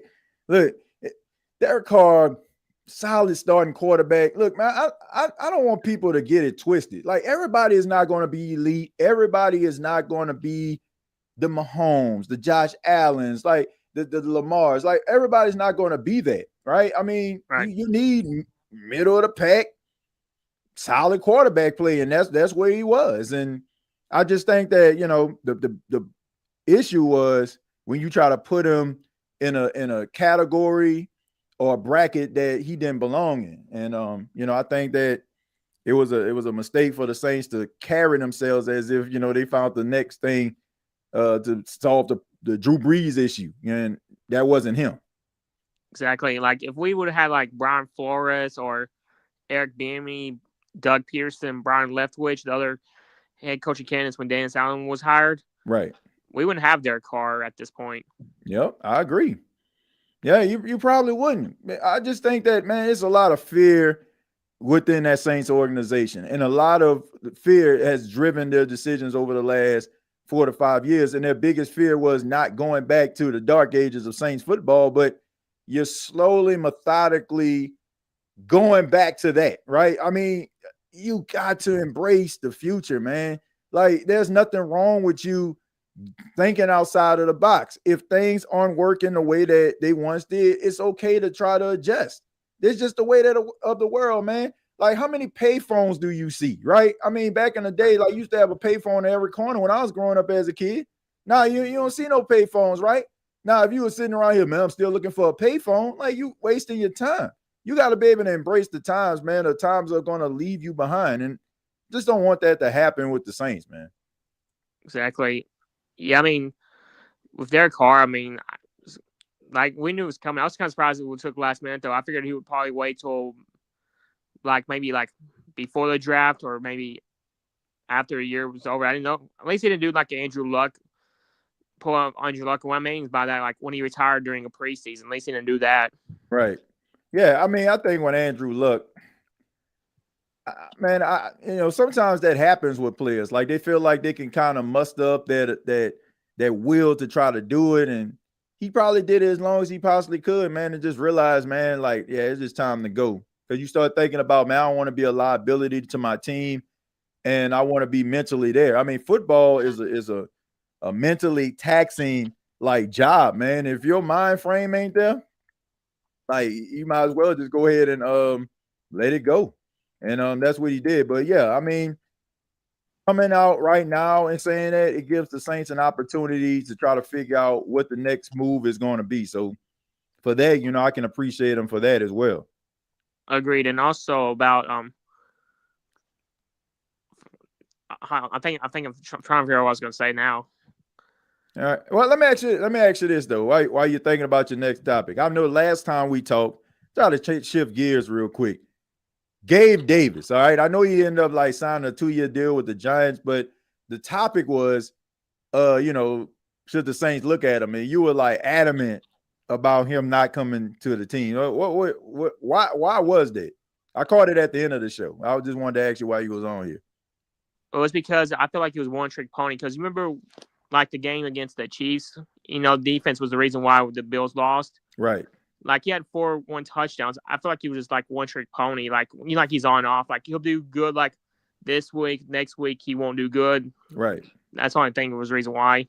Oh, okay. Yeah, I can understand that, man. But I think about, like, he's like a supporting cast member. So that's why I feel like he can probably be a good fit for the Saints in that particular role because, I mean, if you're looking for a guy that can probably just be a tall body, maybe, be a possession guy, just provide something what the Saints actually need, I think that he would have been able to do that. That's the reason why I felt like it would have been a good move. But look, you like the Buffalo Bills, you rock with them, so I'm gonna concede to you on that. But all in all, man, I mean, as far as with Derek Carr, I mean, he could have really fleeced the Saints, and I'm glad that he didn't. But at the same time, I mean, a lot of Saints fans, there's no love lost here. There's none. So now I remember what I was going to say that about Derek Carr thing. okay. People may not like the Lamani, which I didn't like it though. Mm-hmm. But people should be happy on one thing though. At least when they give first round picks like with this Russell Wilson top of the Broncos, Deshaun Watson, Oh, the Browns. yeah. At least when they give the first round pick though, they should be happy for that part. Right. Yeah. I mean, there's some good things that that we can look at. There's some silver linings, but I just think when it all comes down to, Dalton, is Saints fans is tired of this organization, like decisions being forced versus like them actually making these decisions. Just want to see like some good things happening.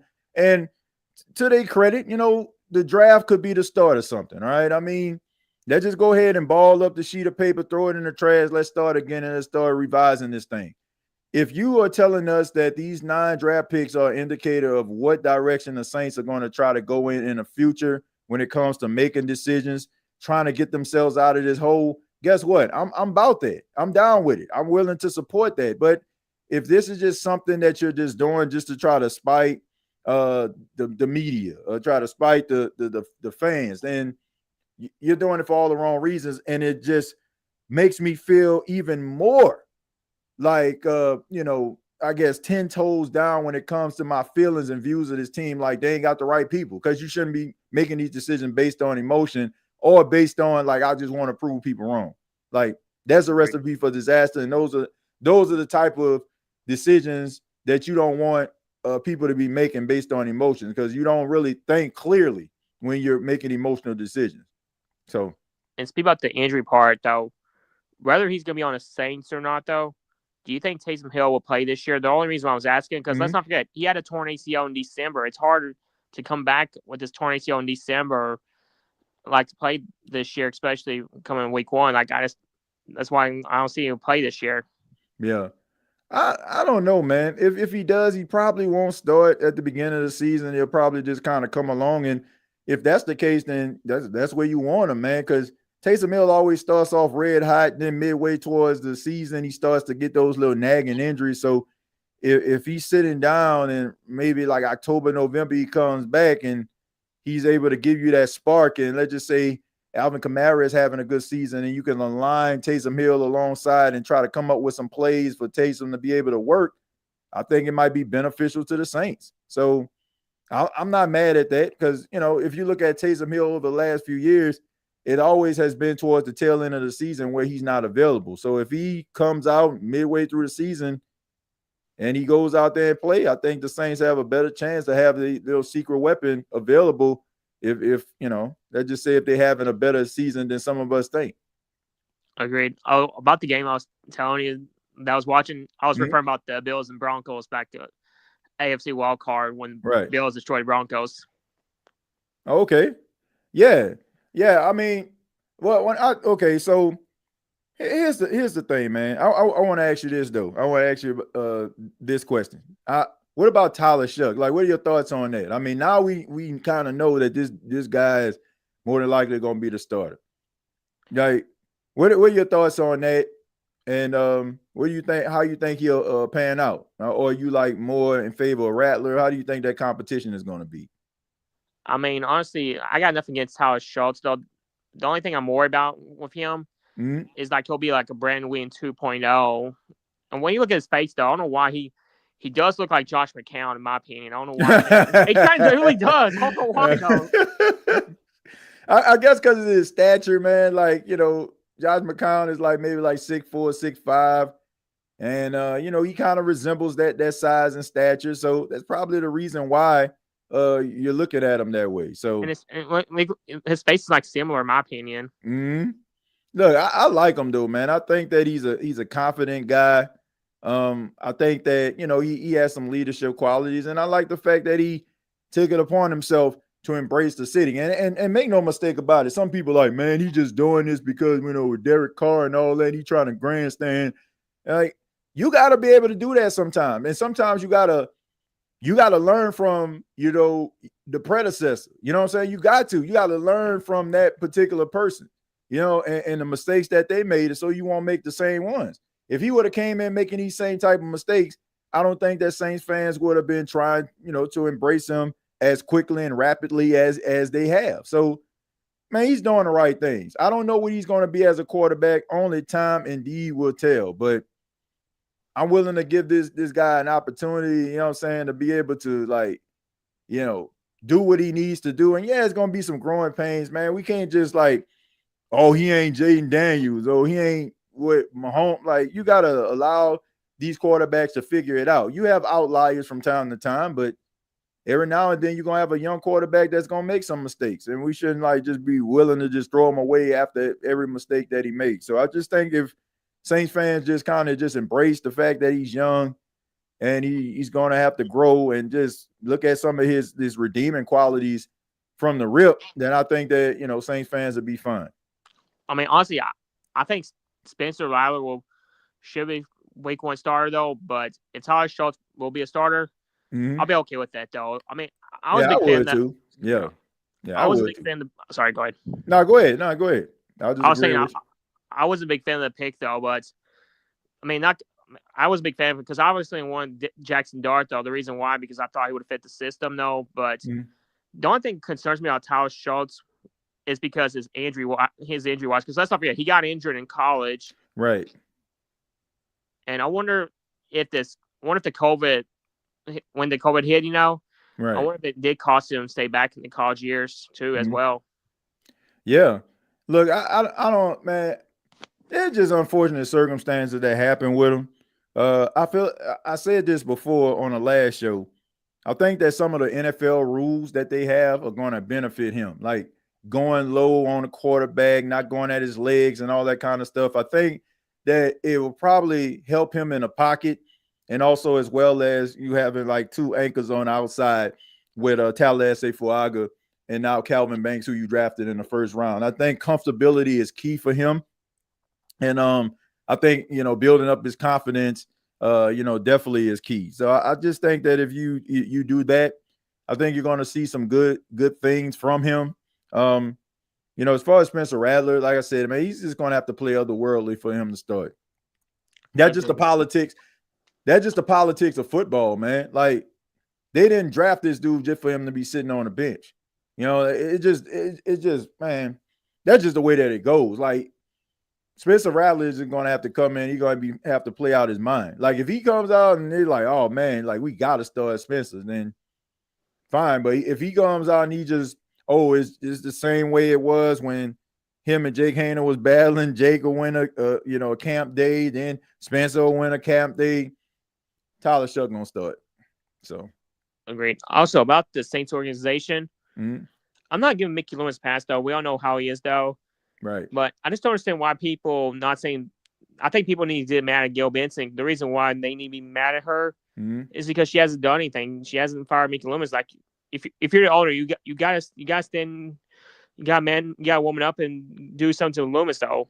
If not, it's going to make things worse.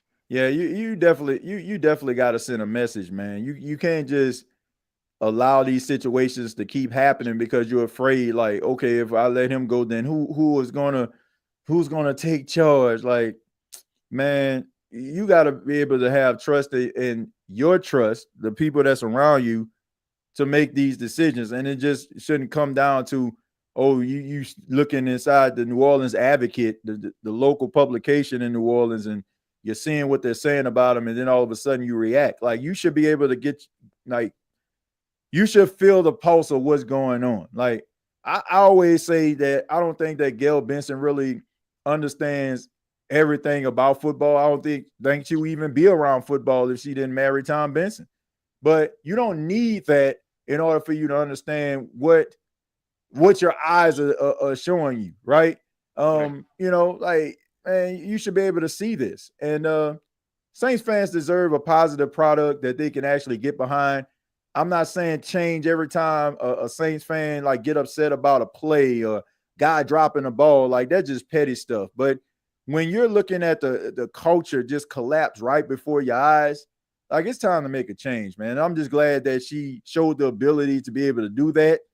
And I just hope that if things aren't going the way that they should, and we have another lackluster season from the Saints, I just think that a conversation needs to be had with Mickey Loomis, and they just can't keep on allowing him just to keep on being a general manager without really changing things up, or at least having somebody in there with him with a difference of opinion than he has. Like, you got to have different minds inside of a room, not a bunch of guys that think the same and we gonna do this the same way. It just doesn't work. Agree. I mean, I had nothing against Gail Benson. She's not own material, though. That's the problem. Yeah, I think that, look, I like the fact that she doesn't get involved, right? I like that, because I don't feel like ownership really should get involved. Like, own the team, give the team the resources it needs in order for it to thrive. So I like that aspect. But you also should have a business mindset that, you know, if things aren't going the way that they should, look, it is not personal, it's business. You need to have that mind frame. And it's like I said, it shouldn't have to take for the sky to completely fall and Olympus to fall in order for you to be able to create change. That's very frustrating to me as somebody that, you know, covers the team, that's been a fan of this team since I was a kid. It's frustrating that this organization just waits for the worst case scenario in order for them to change. Like, it shouldn't be that way. And until it changes, I don't think that much is going to change from this team. And if it does, it's going to mean that the individuals that you hired are doing these things in spite of the bad decisions or the incompetence that has been shown. Like, they just able to weather that. I feel like Drew Brees did it and Sean Payton did it together. And if Kellen Moore can do it with Tyler Shuck, then, you know, that's all we can hope, because, you know, Mickey Loomis ain't going nowhere. Right. About the quarterbacks, though, look, no one's going to be next Drew Brees. Now, do I want a quarterback to be good like Drew Brees? Absolutely, though. But no one's going to be like Drew Brees. Like the Patriots, no one's going to be good like Tom Brady. The 49ers, not going to be good like Joe Montana, though. Yep. Like all that stuff. Yeah. I mean, there's a reason why those players are great. I always say, like, if you have another player that comes in and he just trumps everything Drew Brees does, like, I wonder, like, how great was Drew Brees? Greatness is supposed to be missed. That's what people don't understand. Yes, you want to be able to have somebody to be able to pick up the banner and continue the war, right? But at the same time, like, you have an appreciation for greatness, because what you're seeing can't be replicated. And if it can be replicated or something is on the same scale, it normally doesn't come around like right after. It's something that you always hold near and dear to you. So I'm not looking for somebody to be Drew Brees, because there will never be another Drew Brees. Like, I just think that Saints fans need to get that out of their minds. There will never be another Drew Brees, ever. Like, once number 9 ran into that tunnel in the divisional round against Tampa after they lost, that was greatness walking off the field for the last time. What you need is somebody that's going to be stable.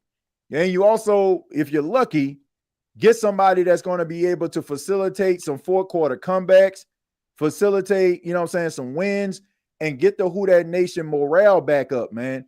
Like, right now, the morale is up because you had a guy who did identify with the city, plain and simple.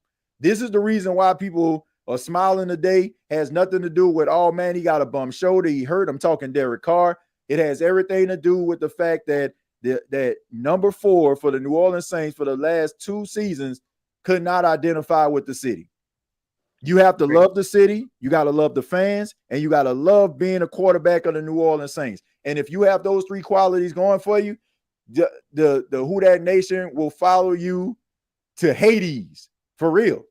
But if you don't have that, if you show disloyalty, they don't care. And they're not going to buy what you're selling. And like I said, that's what it all comes down to. So Tyler Shuck, to me, doing all the right things. Can he maintain that? Only time will tell. And if you can combine some good quarterback play with it, then I guarantee you people start embracing you the same way they embrace Drew Brees. But we got to see, man. We got to see. Dalton, you got anything else? Well, you know how Ted says, "Oh, come on, I do not sound like Peter Griffin." Mm-hmm. I got a joke for you, even though we always joke around. Oh, come on, I do not sound like Patrick Mahomes. Yeah, Dalton, look, you do, man. I'm sorry, you do. If I didn't look, if I guarantee you, if the last episode, I guarantee you, if I didn't tell anybody, they'll probably think it was like you sound that much like him. Like it's crazy, man.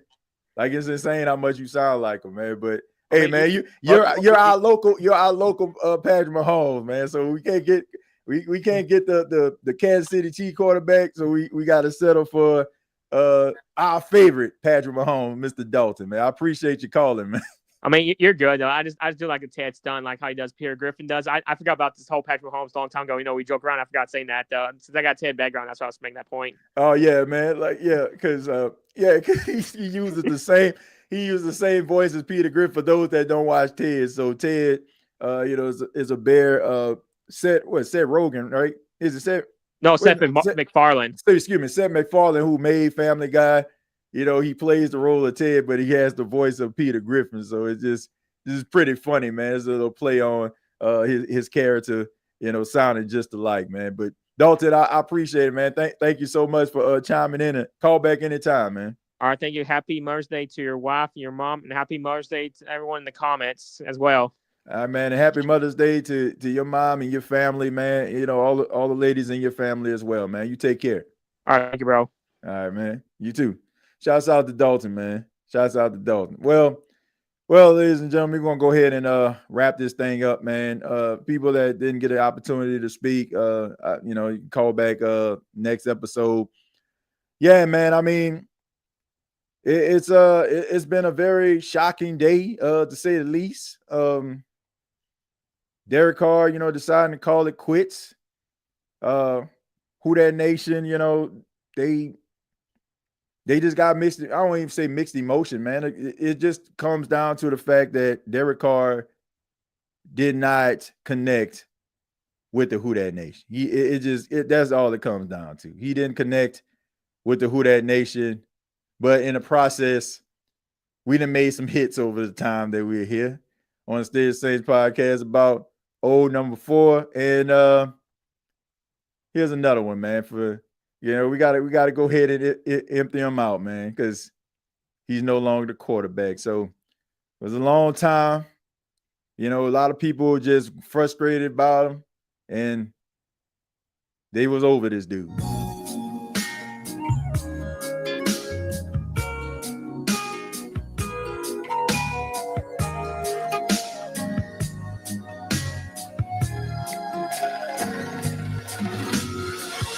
Tell me what kind of team will make a decision so bold.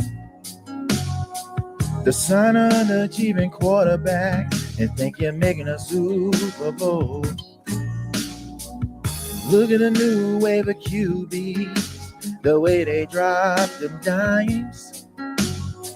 $100 million lemon, wasting everybody's time.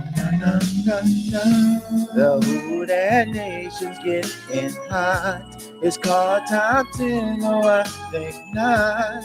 This is insane, and it just don't feel right. But the first 3 quarters offense was flat.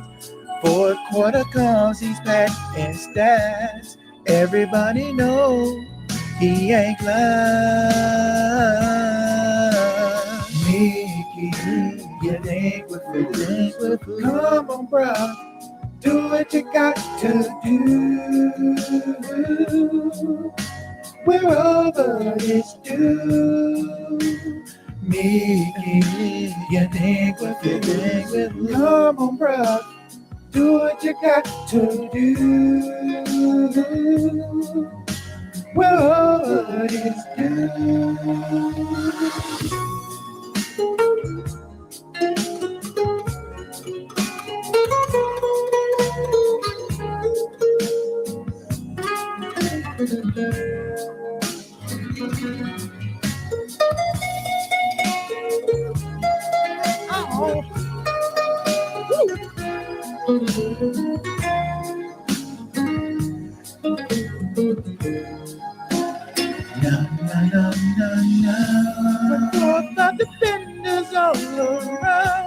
He's getting happy feet, he checks it down.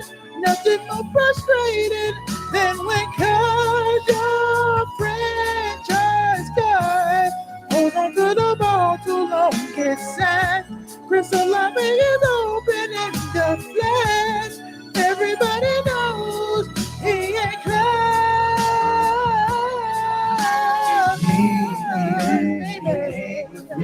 Woo! Come on, bro. Do what you got to do. We're over his due. Yeah. Come on, bro. Do what you got to do.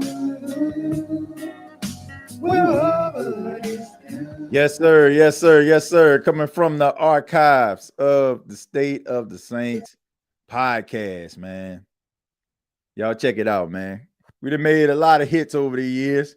You can go to the State of the Saints podcast, look at the playlist, Saints funny songs, all right? You know, sometimes we just got to laugh so we won't cry. But this has been the State of the Saints podcast. My name is Timothy J. Jones. If you're new to the channel, hopefully we won you over. Shouts out to everybody that chimed in. For those that didn't, once again, feel free to call back next time. We're going to get into Saints rookie minicamp next episode, talking a little bit about that. And as the Saints turn the page, try to find a new signal caller to be the starter for the 2025 season. We'll be right here giving it all to you, man. Shouts out to everybody that's on the ground, all the reporters for the New Orleans Saints giving us the information that we need. Also, man, shouts out to everybody that's been checking out the stateofthesaints.com. Right now, I recently wrote an article about Derek Carr and, you know, him retiring, but also the lack of embrace between quarterback and city, man. Make sure you check it out, stateofthesaints.com. Shouts out to everybody that's going to be watching this later. Couldn't get it live, I understand. Got things to do with your time. Shouts out to them after show boys. Shouts out, shouts out, shouts out, shouts out, shouts out to them after show boys. Shouts out, shouts out, shouts out, shouts out, shouts out to them after show boys. They be tweeting and be posting. They be tweeting and be posting. They be tweeting. Yeah, them after show boys. They be tweeting and be posting. They be tweeting and be posting. They be tweeting. Yeah, them after show boys. Out to all the after show boys, after show girls. I want to acknowledge the chat, the super chats that we had today. Funny boy Roddy, thank you very much for $4.99. Says let's go Vikings. So shouts out to you, man. Look, I ain't got no problem with any other NFL team. If you stopping by the State of Saints podcast, I really do appreciate it. Much love to you. Yeah, man. I mean, look, if you're rooting for your Vikings, great, man. You know, pretty good, solid football team you got over there. J.J. McCarthy is going to be your starter, so let's see what he can do. Keen Arthur, thank you very much for the $2. Said, TJ, you know we're waiting on that Carr exit disc. I don't know, man. It depends. I don't know, man. Right now, like my grandfather has a saying, pouring water on a drowning man. Like, I don't know, man. I mean, we'll see. We'll see. We'll see. We'll see about the disc record, man. We'll see. I won't call it a diss record, but an exit record. Let's see. TJ, I was talking about the fact that we didn't plan well post Drew and Sean and how their absence has shined a light on how mediocre Loomis is. Yeah, absolutely. I mean, that's kind of been my stance the entire show. Like, no backup plan. Like, you know, like, man, you got to have a backup plan. Right? I mean, you out here in the middle of the ocean. You know what I'm saying? Big boat. You know what I'm saying? Boat break down, man. You ain't got no, you know what I'm saying? No life rafts to get you back to shore. Nothing. You know, like, man, it's too much adjusting on the fly for me, man. You got to be able to be prepared. You gotta have that Boy Scout, Girl Scout mentality, man. You got to be always prepared for anything, right? Because you never know when the bottom is gonna fall out. You never know if somebody's gonna go down. You got to be able to compensate for it. And Prime says, what an effing waste of money. Carr 14-13, Jameis Winston 13-8. That goes back to what I'm saying. Like, you could have saved a lot of money, and people was talking about I was crazy for all that. But I'm like, you could have saved money, allowed Jameis Winston to be your starter, and it would have been a much better draft class. But that's not the way the Saints think. Like, they feel like they can win the Super Bowl every single year, everybody else can see that, you just need to hit the reset button. And, that's the reason why a lot of these teams are successful right now, because they're willing to do so. They're willing to draft that quarterback while you still got a starter that's still in his prime, and get players around him.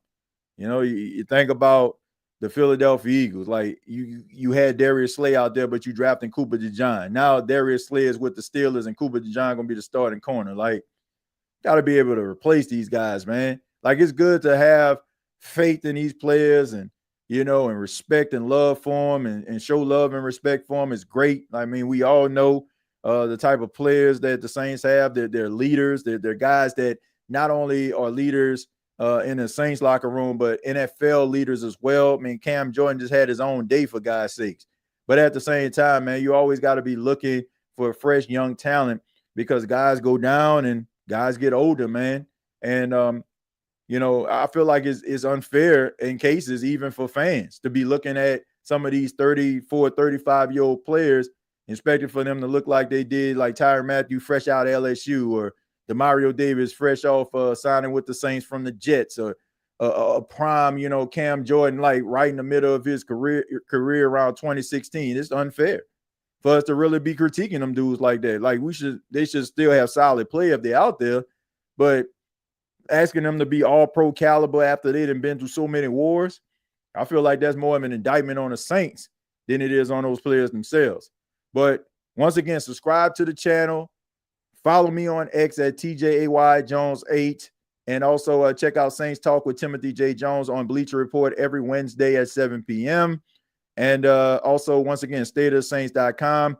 And you can also check out recent episodes of the State of the Saints podcast there as well. Have a good morning, noon, night, whenever you're checking out this podcast. And like always, all I got to say is, who dat? Thank you for listening to my daddy's podcast. Please subscribe to our channel. All I got to say is, who dat?